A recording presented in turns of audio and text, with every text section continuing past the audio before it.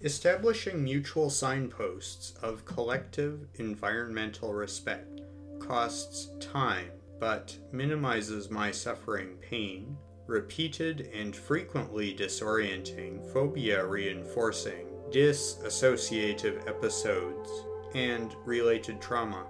Further, it prevents the anxiety I experience when I perceive a feeling of abandonment by those who I thought cared for me.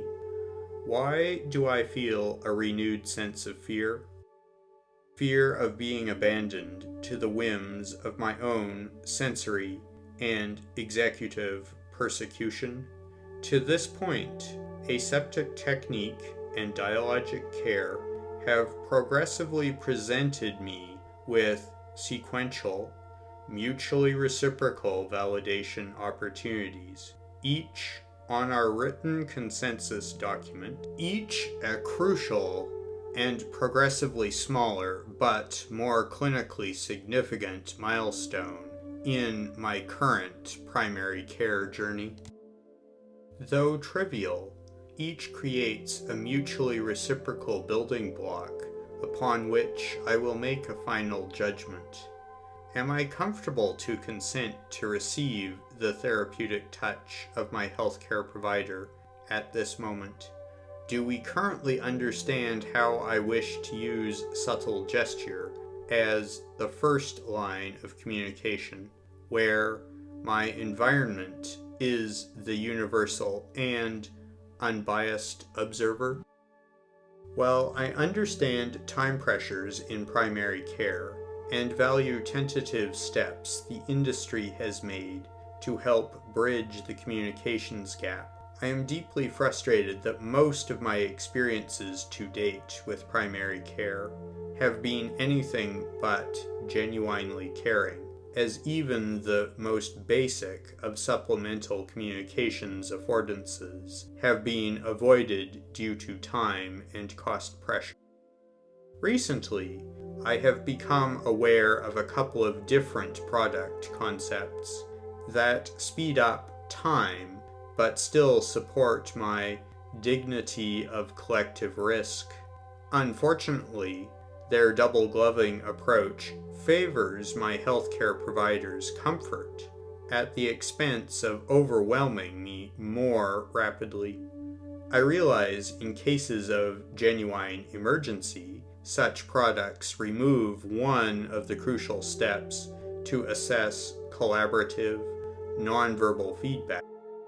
Such a pause for reflection helps set the foundation for a refined exploration of how I am currently able to process therapeutic touch at the moment. Allow for practice communication using subtle gesture so that my healthcare provider may proactively care for me by assuming shared responsibility to care for things about my comfort I can no longer temporarily look after for myself. Facilitated by one or more meaningful steps in the aseptic exchange of a pair of these gloves, while at the same time reflecting on the mutually reciprocal benefits of the communications affordances of double gloving. All that was learned to date is mutually evaluated by way of a touch test. Now that we have collaboratively practiced double gloving, I invite each of my healthcare practitioners in turn to narrate their way through therapeutic touch, which allows me to make a choice of whose gloves fit their hands best, who has the closest understanding of the amount of pressure I need in order for me to accurately localize where I am being touched on my face, how I need this pressure to be triangulated when they place their finger in my mouth. Most importantly, this sequence allows me to understand how subtle of a movement I need in order for me to communicate my discomfort during my coming care intervention.